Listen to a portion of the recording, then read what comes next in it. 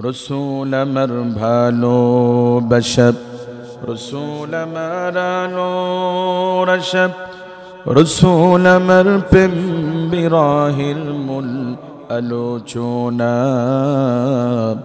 রসুল আমার কাজে কর্মের অনুপ্রেরণা। রাইসুল মুফাসসিরিন আব্দুল্লাহ ইবনে আব্বাস রাদিয়াল্লাহু তাআলা ব্যাখ্যা করেন, এই পৃথিবীতে মুসলিম অমুসলিম আস্তিক নাস্তিক যত শ্রেণী পেশার ধর্মের মানুষ আছে সবাই বিশ্বাস করে আমাদেরকে মরতে হবে।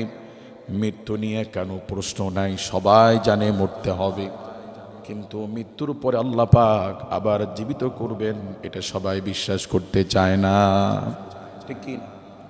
সেই জন্য আল্লাহ পাক বলছেন আল্লাযী খালাকাল মাউতা, তিনি আল্লাহ যিনি তোমাদেরকে মৃত্যু দিবেন, ওয়াল হায়াত আবার পুনরুজ্জীবিত করবেন। সুবহানাল্লাহ বলেন। মুআজ্জাজ হাজিরিন, আমরা ছিলাম মৃত্যু, আমাদের অস্তিত্ব ছিল না। এই পৃথিবীতে আসার আগে আমরা নিজের ব্যাপারেও আমরা জানতাম না আমরা আসলে কি ছিলাম, আদৌ ছিলাম কি না। মা বাবাও জানতো না আসলেও আমরা কোথায় ছিলাম, কথা বলেন ঠিক কি না? আল্লাহ পাক বলেন কাইফা তাকফুরুনা বিল্লাহি ওয়া কুনতুম আমওয়াতান, তোমরা ছিলে মৃত, আমরা কি ছিলাম? তোমরা কিভাবে আল্লাহকে অস্বীকার করো? তোমরা ছিলে মৃত, আমি আল্লাহ দয়া করে তোমাদেরকে হায়াত ভিক্ষে দিয়েছি। সুম্মা ইউমীতুকুম, আবার মৃত্যু দিব। সুম্মা ইউহয়ীকুম, আবার জীবিত করব। সুম্মা ইলাইহি তুরজাউন, অতঃপর তোমাদেরকে আল্লাহর দিকে প্রত্যাবর্তন করতে হবে, আল্লাহর দিকেই আসতে হবে, ঠিক কি না? তাহলে আমরা ছিলাম মৃত, আমাদের কোনো অস্তিত্ব ছিল না। আল্লাহ পাক দয়া করে আমাদেরকে হায়াত দিলেন। একটা মায়া মরিচিকার পরিবার, বাপ সন্তানের মায়া, দাদা নাতির মায়া, স্বামী স্ত্রীর একটা মায়া, কি সুন্দর একটা মায়ার একটা সংসার আল্লাহ পাক দিলেন। আচ্ছা, আমরা অস্তিত্বহীন ছিলাম, কেউ আমাদেরকে চিনত না। আল্লাহ দয়া করে ভিক্ষা দিয়ে আমাদেরকে হায়াত দিলেন, তো আমরা আজীবন থেকে যাইতাম। আবার এই মেলা ভাঙার, এই সংসার ভেঙে, দুনিয়ার জীবন ভেঙে এক এক করে মানুষকে মৃত্যু দিয়ে আপনি দুনিয়ার থেকে নিয়ে যান, তো ঠিক আছে আমরা মৃত্যুর পরেই শেষ হয়ে যাইতাম, আবার জীবিত করবেন, কি দরকার ছিল? আমাদের কেউ চিনত না, অস্তিত্ব ছিল না, আপনি হায়াত দিয়েছেন, ভালো কথা, থাকতাম না, আপনি মৃত্যু দিলেন, ঠিক আছে মৃত্যুর পরেই শেষ হয়ে যাইতাম, আবার জীবিত করবেন, প্রশ্ন আসে কি আসে না? আল্লাহ পাক এই আয়াতের পরের অংশে বলেন, শোনো আমি আল্লাহ পাক কেন হায়াত দিয়েছি, কেন মৃত্যু দিব, আবার কেন জীবিত করবো? আল্লাহ পাক বলছেন লিয়াবলুয়াকুম, তোমাদেরকে পরীক্ষা করা হচ্ছে। কি করা হচ্ছে?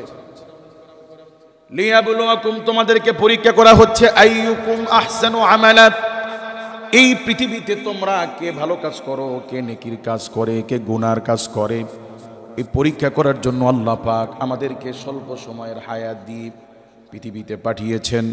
আবার মৃত্যু দিবেন, আবার আল্লাহ পাক হিসাব নিবেন পরীক্ষার জন্য। কিসের জন্য? কি পরীক্ষা? আল্লাহ পাক বলেন লিয়াবলুয়াকুম আইয়ুকুম আহসানু আমালা, এই পরীক্ষা কেন্দ্রে তোমাদের মধ্যে কে কে ভালো কাজ করে, কে কে নেক কাজ করে, এটা পরীক্ষা করার জন্য, জাস্টিফাই করার জন্য আমি আল্লাহ পাক হায়াত দিয়েছি, মৃত্যু দিব, আবার আমি আল্লাহ পাক তোমাদেরকে জীবিত করব। এবার প্রশ্ন এসে যায়, আল্লাহ পাক কি জানেন না কে জান্নাতে যাবে, কে জাহান্নামে যাবে? জানেন কি না? আমরা কে জান্নাতে যাব, কে জাহান্নামে যাব, কে নেকির কাজ করব, কে করব না, এটা আমার আল্লাহ জানেন কি জানেন না? যদিও আল্লাহ পাক জানেন, এরপর আল্লাহ পাক কেন হায়াত দিয়ে পাঠালেন? কারণ আল্লাহ পাক যদি জাহান্নামীদেরকে দুনিয়াতে না পাঠায় দিয়া সরাসরি তাদেরকে জাহান্নামে পাঠায় দিত, আল্লাহর আদালতে দাঁড়ায় তারা আল্লাহ রব্বুল আলামিনকে বলতো, আল্লাহ কে বলেছে আমরা পৃথিবীতে গেলে নামাজ পড়তাম না, কে বলেছে দান করতাম না, কে বলেছে আমরা গুনাহ করতাম, শুধু দুনিয়াতে পাঠিয়ে দিয়েই দেখতেন দিন ছাড়া, ইসলাম ছাড়া, মসজিদ ছাড়া কিছু বুঝতাম না। এরকম চাপাবাজি করার সুযোগ ছিল কি ছিল না? যে আল্লাহ শুধু দুনিয়াতে পাঠিয়ে দিয়েই দেখতেন। আপনি আমাদেরকে তৈরি করে পৃথিবীতে না পাঠিয়ে সরাসরি আমাদেরকে জাহান্নামে পাঠিয়েছেন, এটা তো অন্যায় হয়েছে। নাউযু বিল্লাহি মিন যালিক। সেই জন্য আল্লাহ পাক যদিও জানেন কারা নেক কাজ করবে, কারা গুনাহ করবে, এরপর আল্লাহ পাক প্র্যাকটিক্যালি আমাদেরকে পরীক্ষা করার জন্য স্বল্প কিছুদিনের হায়াত দিয়ে পৃথিবীতে পাঠিয়ে আবার মৃত্যু দিবেন, আবার জীবিত করবেন। এই চক্রের মূল উদ্দেশ্য সেটি হচ্ছে আমাদের পরীক্ষা করা। বলুন কি করা? এই পৃথিবীতে আমরা আসছি পরীক্ষা দেওয়ার জন্য। কি দেওয়ার জন্য? এবার আল্লাহ রব্বুল আলামিন বলেন, শোনো দুনিয়ার মুমিনের, আমি আল্লাহ পরীক্ষা কেন্দ্রে তোমাদেরকে পরীক্ষা করার জন্য যুয়্যিনা লিন-নাসি হুব্বুশ শাহাওয়াতি মিনান নিসা, আমি আল্লাহ পাক মানুষের অন্তরকরণের মধ্যে দুনিয়ার কয়েকটা জিনিসের দুর্বলতা, আকর্ষণ, মুহাব্বত আমি আল্লাহ পাক মানুষের অন্তরকরণে জড়িয়ে দিয়েছি। কার কথা? এই পৃথিবীতে কোনো এক শিশু জন্মগ্রহণ করার পরে, মনে করুন শিশুর বয়স 5 দিন, 10 দিন, 1 মাস, এই শিশুকে আমরা ভাত খাওয়াই, ফল খাওয়াই, পানি খাওয়াই না। শিশুকে আমরা ভাতও খাওয়াই না, পানিও খাওয়াই না, শুধু খাই মার স্তনের সাদা দুধ। কিন্তু বাচ্চার প্রস্রাবের রাস্তা দিয়ে কি দুধ বের হয়? ঘোলা পানি বের হয়? না না, বাচ্চাকে দেওয়া হয় শুধুমাত্র মার দুধ, কিন্তু প্রস্রাবের রাস্তা দিয়ে বের হয় মিনারেল ওয়াটার, সাদা পানি। আল্লাহু আকবার বলেন। তাহলে এতটুকু বাচ্চার মধ্যে যে আল্লাহ পাক ফিল্টারিং করার জন্য এতটুকু বাচ্চার মধ্যে কিডনি নামক ফিল্টার যিনি দিয়েছেন, যেই ফিল্টার, যেই কিডনি দুধ থেকে পানিকে আলাদা করে, নির্যাসকে আলাদা করে সাদা স্বচ্ছ মিনারেল ওয়াটার প্রস্রাবের রাস্তা দিয়ে পানি যদি বের করে দেন, বলুন তিনি কে?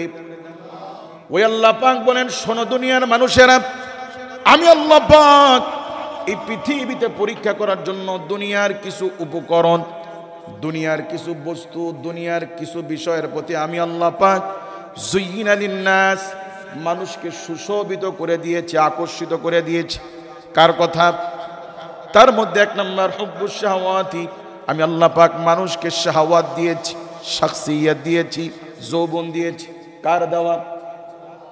এ মুমিন, এই পরীক্ষা তোমাকে জিনার দিকে টানবে, ব্যভিচারের দিকে টানবে, মাস্টার বেশনের দিকে টানবে, কিন্তু যৌবন কোনো কাজে ব্যবহার করা যাবে না। একটাই মাত্র বৈধ রাস্তা দিলাম, সেটা হলো কেবলমাত্র বিবাহ। সেটা কি? ছোটবেলায় আমরা যখন পৃথিবীতে এসেছি তখন যৌবন ছিল। বয়সের এক পর্যায়ে আমরা যখন বালেক হয়েছি, আল্লাহ পাক আমাদের শরীরে একটা শক্তি দিয়েছেন, যৌবন দিয়েছেন। এটা পরীক্ষার উপকরণ। পরীক্ষার কি? আমাদের শরীর মন জেনার দিকে টানবে, কিন্তু যাওয়া যাবে না। একটাই যৌবনের হালাল রাস্তা, সেটি বিবাহ। বলুন সেটি কি? সেই জন্য মানুষ যেন যৌবনের কষ্টে যেন কেউ কষ্ট না করে, এজন্য আল্লাহ পাক মানুষকে বিয়ের ক্ষেত্রে সহজ করে দিয়েছেন। যত দ্রুত পারো ছেলে মেয়েদেরকে বিয়ে দিয়ে দাও, কারণ তারা যেন যৌবনের ভিন্ন পথে পা না বাড়ায়। সিদ্ধান্ত কার? তাহলে একজন স্বামীর জন্য যৌবনের হালাল একটি পথ, সেটি হচ্ছে বিবাহের মাধ্যমে স্ত্রীর কাছে যাওয়া। ঠিক কি না? এই স্বামী যেন যৌবনে কষ্ট না পায়, এই জন্য আল্লাহ পাকের সুষম বন্টন নীতি কেমন? কোন স্বামী স্ত্রীর কাছে হক চেয়েছে, একেবারেই ন্যায়সঙ্গত কারণ ছাড়া কোন স্ত্রী যদি স্বেচ্ছাচারিতায় স্বামীকে মাহরুম করে দেয়, স্বামীকে ফিরিয়ে দেয়, আর স্বামী যদি মন খারাপ করে রাত্রি যাপন করে, নবী সাল্লাল্লাহু আলাইহি ওয়াসাল্লাম বলেছেন, এমন স্ত্রীর কোন ইবাদত ততক্ষণ পর্যন্ত কবুল না হবে, কবুল হবে না ততক্ষণ পর্যন্ত স্বামী তাকে ক্ষমা না করবে। সুবহানাল্লাহ বলবেন না? একজন স্ত্রী তুমি ছাড়া একজন পুরুষের যাওয়ার কোনো, তোমার স্বামীর যাওয়ার কোনো দ্বিতীয় বিকল্প রাস্তা নেই। কাজেই তার হকের জন্য সে যেন জিনার দিকে ধাবিত না হয়, সেই জন্য একজন স্ত্রীর প্রতি ইসলামের এতটা গুরুত্বপূর্ণ বিধান যে স্বামী যদি তার হক আদায় করতে চায়, কোনো স্ত্রীর অধিকার নাই একেবারেই ন্যায়সঙ্গত কারণ ছাড়া শুধুমাত্র স্বৈরাচারীভাবে স্বামীকে ফিরাইয়া দিলে ওই স্ত্রীর কোনো ইবাদত আল্লাহর কাছে কবুল হবে না। আবার আল্লাহ পাক ইসলামে বিধিবিধান দিয়েছেন, কোনো স্ত্রী যদি দিনের বেলা নফল রোজা রাখতে চায়, কি রোজা, তাহলে স্বামীর কাছ থেকে অনুমতি নিতে হবে। কারণ নফল রোজা আপনি রাখবেন, কিন্তু আপনার স্ত্রীর দিনের বেলা জরুরত থাকতে পারে, প্রয়োজন থাকতে পারে। সুবহানাল্লাহ বলবেন না? তার মানে যৌবন আল্লাহ পাক দিয়েছেন, আবার যেন মানুষ যৌবনের কষ্টে ভিন্ন দিকে যেন চিন্তা না করে, ভিন্ন দিকে যেন যাওয়ার সুযোগ না পায়, এই জন্য সুষম বন্টন নীতি আবার করে দিয়েছেন কে?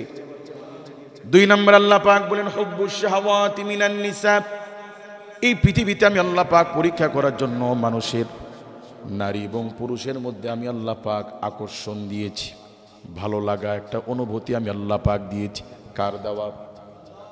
নারী এবং পুরুষের একটা আকর্ষণ, যে একজন মেয়েকে দেখার মধ্যে চোখে চোখ পড়ার মধ্যে একটা আনন্দ, একটা অনুভূতি, একটা ফিলিংস, এটা কার দেওয়া? পুরুষ তোমার মনে চাবে নারীকে দেখতে, নারীর সাথে কথা বলতে, নারীর সাথে চ্যাট করতে, নারীর সাথে বন্ধুত্ব করতে, নারীর সাথে ভালোবাসা করতে, নারীর কাছে যেতে, নারীকে স্পর্শ করতে। এগুলো মানুষের ন্যাচারাল স্বভাব, এটা দিয়েছেন কে? কিন্তু এটা তোমার পরীক্ষার উপকরণ। যদিও আল্লাহ আকর্ষণ দিয়েছেন, সুশোভিত করেছেন, কিন্তু কোনো বালেক পুরুষের জন্য উচিত নয় কোনো বেগানা নারীকে ইচ্ছা করে তাকায় থাকা, চ্যাটিং করা, মিষ্টি মিষ্টি আলাপ করা, বন্ধুত্বের সম্পর্ক তৈরি করা, হাত ধরা, পার্কে গিয়ে গল্প করা। এগুলো ইসলাম সমর্থিত নয়, এগুলো হারাম। একটাই পদ আল্লাহ পাক দিয়েছেন, সেটি হচ্ছে বিবাহ। সেটি কি? তাহলে আকর্ষণ আল্লাহ পাক দিয়েছেন, আবার সীমারেখা দিয়েছেন, কারণ এটা পরীক্ষা। বলুন এটা কি? আল্লাহ পাক নারী এবং পুরুষকে আকর্ষিত করে দিয়েছেন কেন? আল্লাহ পাক যদি এই প্রেম, এই মোহাব্বত যদি আল্লাহ না দিত, তাহলে পুরুষ দাম্পত্য জীবনে স্ত্রীকে ব্যবহার করে ছুঁড়ে ফেলে দিত, গুরুত্ব দিত না। সেই জন্য আল্লাহ পাক নারী এবং পুরুষের আকর্ষণ বাড়িয়ে দিয়েছেন, যেন দুইটি মানুষ, বিপরীত লিঙ্গের দুইটি মানুষ যেন সারা জীবন একসাথে সুখে শান্তিতে জীবন পার করতে পারে। সুবহানাল্লাহ বলেন। আল্লাহ পাক পুরুষের কাছে নারীকে করেছেন আকর্ষিত। কি করেছেন? এবং আরো আকর্ষিত করার জন্য আল্লাহ পাক নারীদেরকে বলেছেন তোমরা সাজো। নারীরা কি করবে? সাজবে। কার জন্য? স্বামীর জন্য। কার জন্য? পুরুষের জন্য মেহেদি, মেহেন্দি এগুলো শুধুমাত্র চুলে দেওয়া বৈধ। কোথায়? হয়তো দাড়িতে অথবা মাথার চুলে। এছাড়া পুরুষের জন্য হাতে পায়ে দেওয়া মাকরুহে তাহরিমি। মেয়েদের জন্য কোনো হারাম নয়, কোনো মাকরু নয়। মাথার চুল থেকে শুরু করে পা সর্বাঙ্গে আপনাকে সুসজ্জিত হওয়ার জন্য যেখানে খুশি সেখানে মেহেদি দিতে পারবেন, কারণ আপনাকে সাজতে হবে, সৌন্দর্য মণ্ডিত হতে হবে। সুবহানাল্লাহ বলেন। পুরুষের জন্য আল্লাহ পাক স্বর্ণ হারাম করে দিয়েছেন, মেয়েদের জন্য ইসলাম স্বর্ণ হারাম করে নাই। ও বোন, ও মেয়ে, তুমি সাজো, তোমাকে সৌন্দর্য বন্ধন করতে হবে। আল্লাহ পাক পুরুষের জন্য রেশমি কাপড় হারাম করেছেন, মেয়েদের জন্য কোনো হারাম নাই। পুরুষের জন্য আল্লাহ পাক লাল, কমলা, এগুলো নীল, এগুলো আল্লাহ নিষেধ করেছেন, কালার। কিন্তু মেয়েদের জন্য আল্লাহ পাক কোনো নিষেধ করেন নাই। মেয়ে তোমার সাদা হোক, সবুজ হোক, নীল হোক, লাল হোক, গোলাপি হোক, যে কালার তোমার পরার ইচ্ছা তুমি পরবা, কারণ তোমাকে সাজতে হবে, সুশোভিত হতে হবে স্বামীর জন্য। কার জন্য? সারাদিন একজন পুরুষ বাজারে, মাঠে ঘাটি, কর্মস্থলে, অফিসে চাকরি করে, সন্ধ্যা বেলায় একজন পুরুষ বেচারা বোরিং শরীর নিয়ে, ক্লান্ত শরীর নিয়ে ঘরে যখন ফিরবে, সারাদিন তার সামনে কোনো বেগানা মেয়েকে সে দেখে নাই। সন্ধ্যাবেলায় পুরুষ মানুষটি ক্লান্ত শরীর নিয়ে যখন ঘরে ফিরবে, বিপরীত লিঙ্গের একজন মেয়ে মানুষ তার জন্য সেজে গুজে যখন অপেক্ষা করবে, এই বেচারা পুরুষ মানুষ সন্ধ্যাবেলায় ঘরে গিয়ে একজন মেয়ে মানুষকে দেখার পরে মেয়ে মানুষের চোখে চোখ পড়ায়, মেয়ে মানুষের স্পর্শ, মেয়ে মানুষের কাছে গেলে, স্ত্রীকে দেখা মাত্র স্ত্রীর মিষ্টি হাসিতে একজন পুরুষের সারাদিনের ক্লান্ত দূর হয়ে যাওয়ার কথা ছিল। কথা বলেন ঠিক কি না? কিন্তু আমরা আল্লাহ প্রদত্ত এই আকর্ষণকে, পর্দার দেওয়াল ভেঙে মেয়েদেরকে ঘর থেকে টেনে হেঁচড়ে বেপর্দায় আমরা রাস্তায় নামিয়েছি। কথা বলেন ঠিক কি না? আমরা মনে করি যে আমাদের অফিসগুলোতে 2, 4, 5, 10 জন পুরুষের ভিড়ে যদি 1-2 জন নারী না থাকে, তাহলে কর্মচাঞ্চল্যতা, একটা আনন্দ অনুভব কাজ করে না। পুরুষের ভিড়ে যদি মহিলা কর্মরত থাকে তাহলে একটা পরিবেশটা আনন্দমুখর কাজ করে। নাউযুবিল্লাহ বলেন।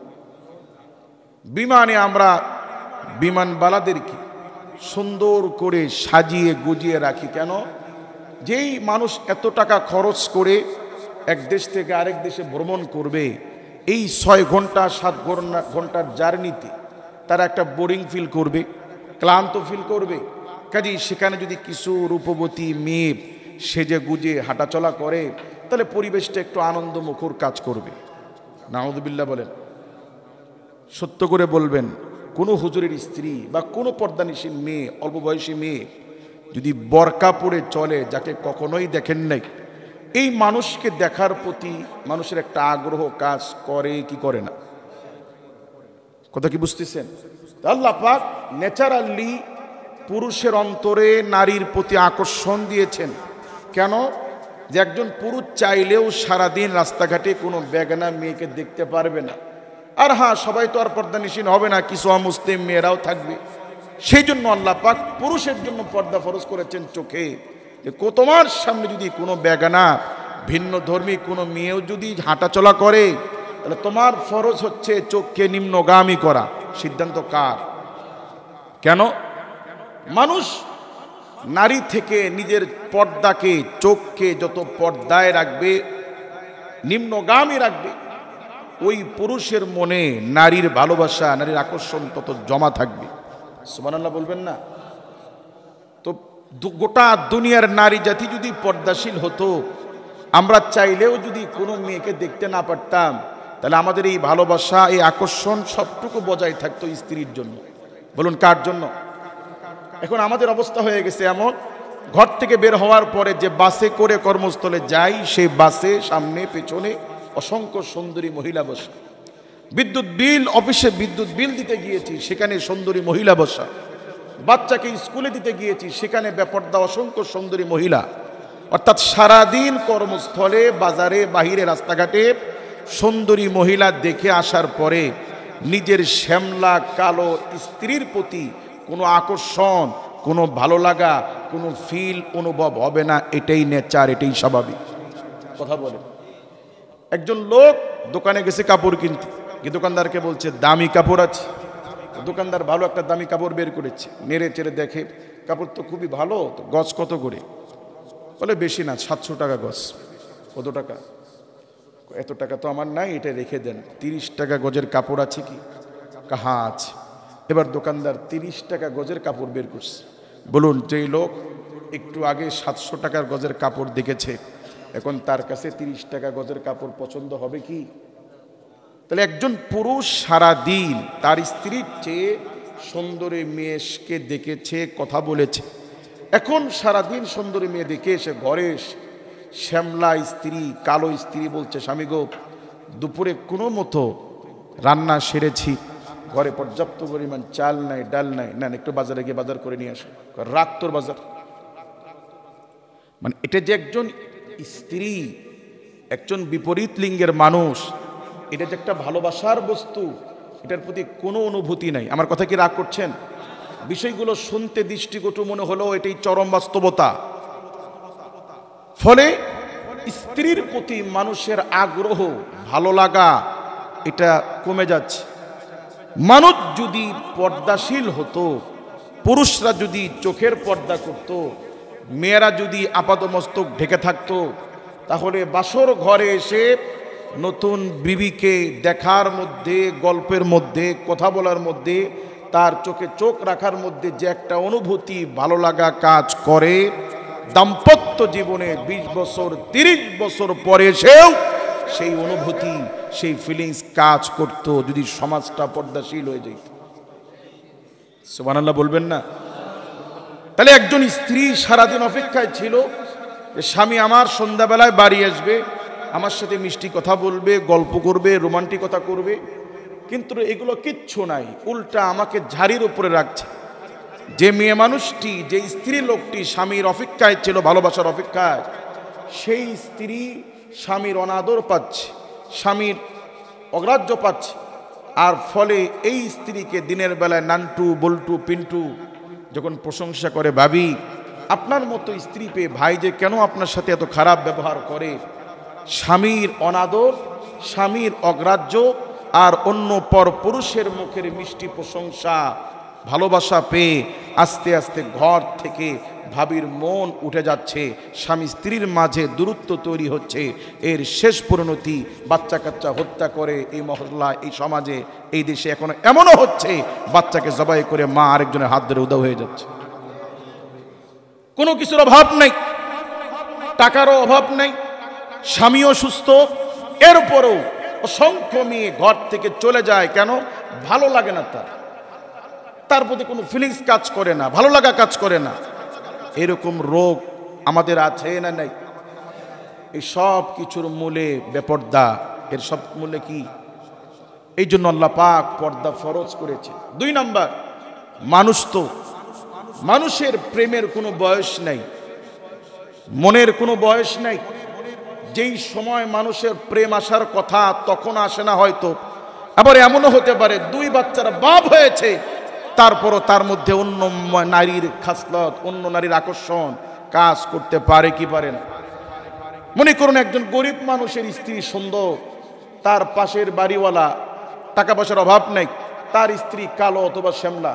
এখন তার স্ত্রীর চাইতে পর স্ত্রীর প্রতি তার ভালো লাগা কাজ করতে পারে কি পারে না? এখন এই ধনী ব্যক্তি গরিবের স্ত্রীকে যদি লোভ দেখায়, তোর স্বামীর আছেটা কি? সারাদিন চাল ডাল নিয়ে ঝগড়া করস, আমার গাজীপুরে 5টা বাড়ি আছে, ঢাকায় 2টা আছে, তাহলে আমি একটা বাড়ি লিখে দিব, তুই চলে আয়। বলুন তো এরকম লোভনীয় অফার পেয়ে একজন নারী মুভ হতে পারে কিনা, অন্যদিকে যেতে পারে কি পারে না?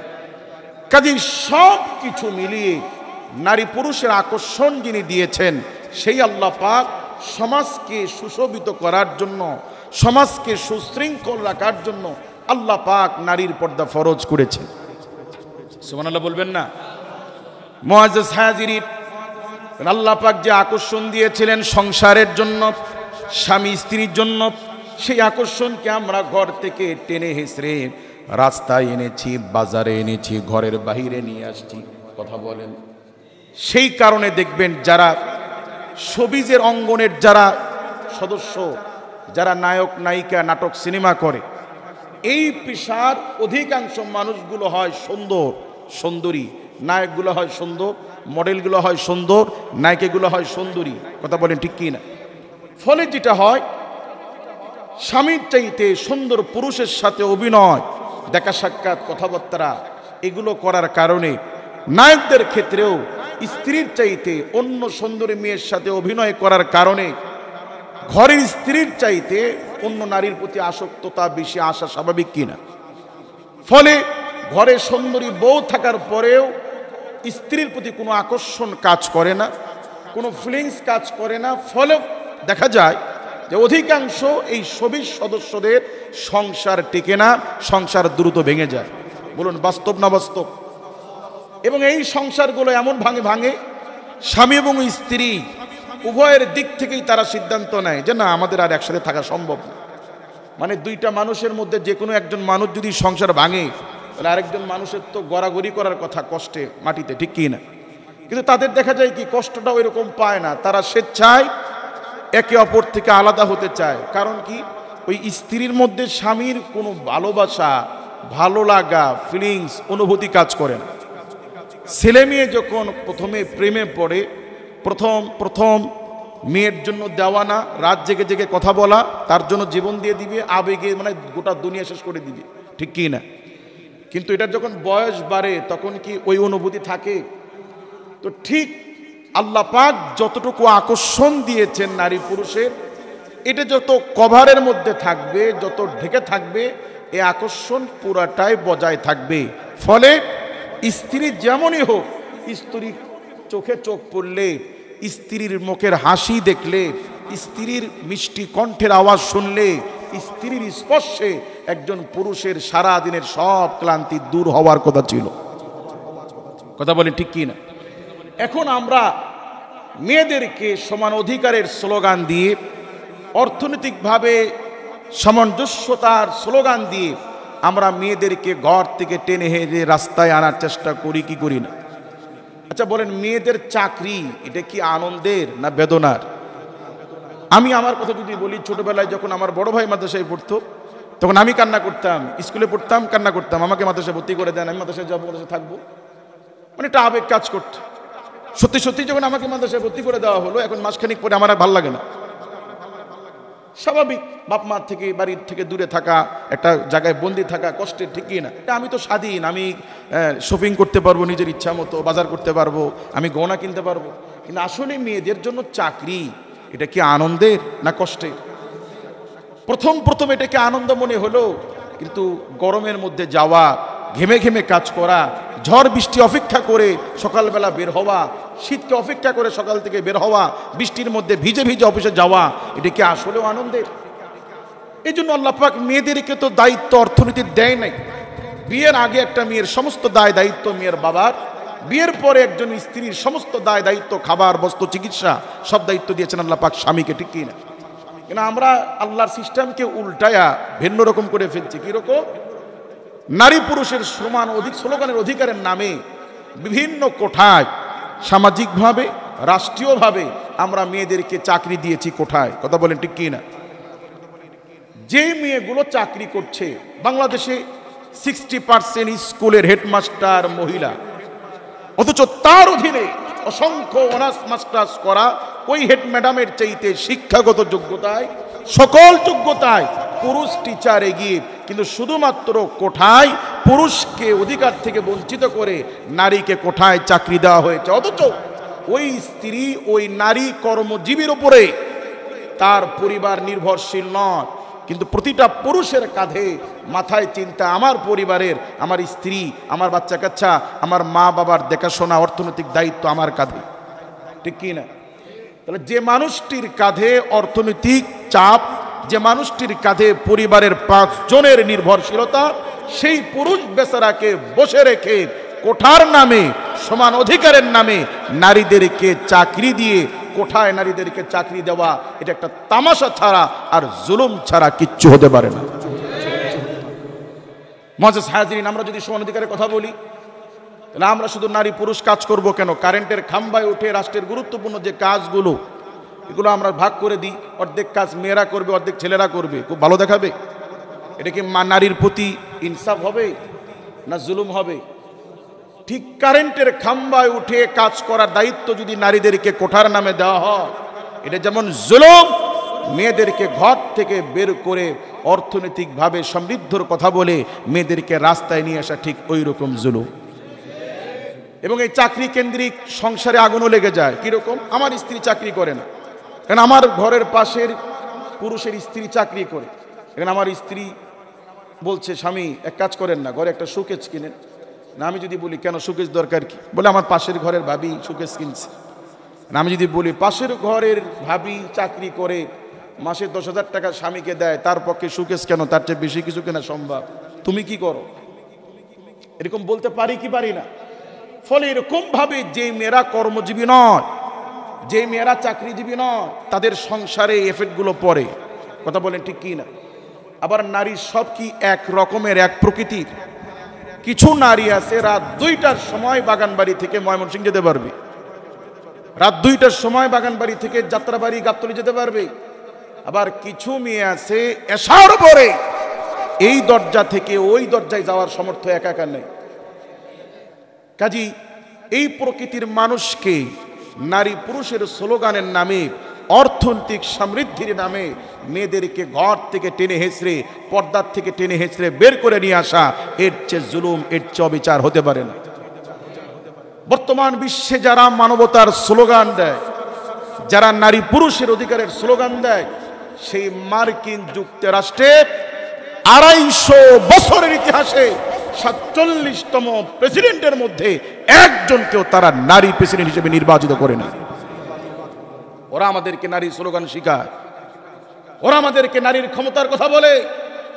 কাজী নারীকে স্বাবলম্বী কথা বলে ঘর থেকে টেনে হেঁচড়ে বের করে মানুষের যে আকর্ষণ, স্বামী স্ত্রীর যে ভালোবাসা, যে প্রেম, যে মোহাব্বত ছিল, এটা মাটির সাথে ধুলাই মিশিয়ে দিয়েছে। ফলে এখন নারী পুরুষের ফিলিংস কাজ করে না, স্বামী স্ত্রী মোহাব্বত কাজ করে না। সেই জন্য এখন যেহেতু ভালোবাসা কাজ করে না, তাহলে বছরে একটা দিন অন্তত পক্ষে ভালোবাসার একটু ভাঙচাং অভিনয় হোক, সেই জন্য আমরা নির্ধারণ করেছি 14ই ফেব্রুয়ারি দ্য ভ্যালেন্টাইন্স ডে, ভালোবাসা দিবস। নাউযুবিল্লাহ বলেন। মুআজ্জাজ হাজিরিন, আমার দেশে নাটক, সিনেমায়, টেলিভিশনে যেই অভিনয়গুলো হয়, সিনেমার মূল কাহিনী, মূল বিষয়বস্তু, কিভাবে একজন যুবক যুবতী বাপ মাকে ফাঁকি দিয়ে কিভাবে কাছে আসা যায়, হাত ধরা যায়, জেনায় লিপ্ত হওয়া যায়, বাড়ি থেকে কিভাবে বের হয়ে বাপ মাকে কষ্ট দিয়ে বের হয়ে ভেগে চলে যাওয়া যায়, এই নাটক ছাড়া, এই দৃশ্য ছাড়া টিভি সিনেমাতে আর আছে নাকি? কাজে আমরা এই মসজিদের কোনায় ওয়াজ করে গোটা সমাজকে সিনেমায়, টেলিভিশনে, নাটিকায় ছেলে মেয়েদেরকে, যুবকদেরকে উদ্বুদ্ধ করছি কিভাবে প্রেম করতে হয়, কিভাবে ভালোবাসা করতে হয়। আমার দেখা গত কয়েকদিন আগে ভিডিওতে দেখলাম এক টিয়ানু বিয়ে বন্ধ করতে গিয়ে মেয়েকে বলছে তোমার বয়স কত? বলছে 17। বলে এখনো তো তোমার বিয়ের বয়স হয়নি, তুমি পড়াশোনা করবা, তুমি প্রেম করবা, ঘোরাঘুরি করবা, ফুচকা খাবা, এখন তোমার এগুলোর বয়স। নাউযুবিল্লাহ বলবেন না? জিনা শুধু জিনা নয়, জিনার অর্থই হলো বংশের মধ্যে বিষ ঢুকিয়ে দেওয়া। একটা টিকা ছোটবেলায় দেওয়া হয় ছোট শিশুকে। এই টিকার প্রতিক্রিয়া সারা জীবন বড় বড় 6টা রোগ থেকে শিশুকে হেফাজত করে। কয়টা রোগ? এইডস, যক্ষ্মা, এ জাতীয় বড় বড় 6টা রোগ থেকে একটা বাচ্চাকে বেঁচিয়ে রাখার জন্য, সুস্থ রাখার জন্য ছোটবেলায় টিকা দেওয়া হয়। আর এই টিকা এই শিশুকে কত জীবন পর্যন্ত প্রোটেক্ট করে? আজীবন, মৃত্যু পর্যন্ত। ছোট্ট একটা টিকার প্রতিক্রিয়া যদি সারা জীবনের হয়, একটা জেনা শুধু জেনা নয়, একটা জেনার অর্থই হলো ভালো বংশের মানুষ তৈরি হওয়ার রাস্তাকে তালাবদ্ধ করে দেওয়া। সেই জন্য ইসলাম এই জেনার ক্ষেত্রে এত কঠোর যে মিলিয়ন মিলিয়ন ডলার চুরি করলে তার সর্বোচ্চ শাস্তি হাত কেটে দাও। আর কেউ যদি ইজ্জত চুরি করে, ধর্ষণ করে, ব্যভিচার করে, তার হাত কাটা নয়, তার আঙ্গুল কাটা নয়, তাকে পৃথিবীতে সবচেয়ে নির্মম ভাবে হত্যা করতে হবে, মাটিতে গেড়ে পাথর মেরে মেরে। তার চিৎকারে, তার আওয়াজে আকাশ প্রকম্পিত হয়ে গোটা জমিনের কোন বনি আদম যেন জেনার চিন্তা মাথায় আনতে না পারে। আর আজকে আমরা যে বিবাহকে কঠিন করে দিয়ে জেনাকে সহজ করে দিয়েছি। প্রেম করবা করো, হাত ধরবা ধরো, বাপ মাকে থুয়ে ভেগে যাবা যাও, কিন্তু বিয়ে করতে পারবে না। কথা বলেন। গত সপ্তাহখানিক আগের ঘটনা, 11 বছরের মেয়ে অসুস্থ ক্যান্সারে আক্রান্ত মাকে চিকিৎসা করাইতে এসে চিকিৎসার টাকা নিয়ে ভেগে চলে গেছে আরেকজনের হাত ধরে। মেয়েটার বয়স কত? সবার যৌবন কি একরকম? সবার শারীরিক অবস্থা একরকম? সেই জন্য আল্লাহ পাক বিয়েকে সহজ করে দিয়েছে। যত দ্রুত বড় বিয়ে দিয়ে দাও, কেউ যেন জেনার চিন্তা মাথায় আনতে না পারে। কারণ জেনা শুধু জেনা না, জেনা একটা বিষ, জেনা একটা জাতিকে ধ্বংস করে। কথা বলেন ঠিক কি না? মুআজ্জাজ হাজিরিন, আমরা জেনার থেকে দূরে থাকবো ইনশাআল্লাহ। আল্লাহ পাক আমাদেরকে জেনা থেকে দূরে থাকার তৌফিক দান করুক। তাহলে এই যে প্রেম, ভালোবাসা, আকর্ষণ, বলে প্রেম তো আল্লাহর দেওয়া নিয়ামত। এটা আকর্ষণ, মেয়েরকে ভালো লাগবে, হাত ধরবো, গল্প করব, সম্পর্ক করব। আকর্ষণটা দিয়েছেন কে? কিন্তু এগুলো কি করা যাবে? এখন আল্লাহ কি আকর্ষণ দিয়ে ভুল করছে, অপরাধ করছে? আল্লাহ এই আকর্ষণগুলো দিয়েছেন কিসের জন্য? সংসারের জন্য। কিসের জন্য? একজন পুরুষ যেন শুধু স্ত্রীর সাথে ব্যবহার করেই স্ত্রীকে যেন ছুঁড়ে ফেলে না দেয়। বিশেষ কাজ শেষ হওয়ার পরেও স্বামী স্ত্রীর মধ্যে যেন একটা রোমান্টিকতা, একটা ভালো লাগা, একটা সংসারের যেটা আনন্দ মুহূর্ত কাজ করে। এই জন্য আল্লাহ পাক এই প্রেম দিয়েছেন, ঠিক কি না? কিন্তু আমরা এই প্রেমের অপব্যবহার কি করছি? বিবাহকে কঠিন করে দিয়ে জেনাকে সহজ করে দিয়েছি।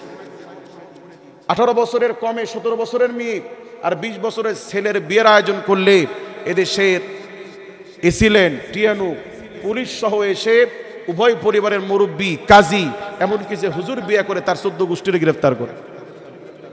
ওই টিয়ানুকে ফোন দিয়ে বলেন আমার বাড়ির পিছনে, হাই স্কুলের মাঠের পিছনে 16 বছরের ছেলে আর 15 বছরের মেয়ে জেনায় লিপ্ত আছে। এই হারামখুনগুলো তখন আর গাড়ি নিয়ে আসে না।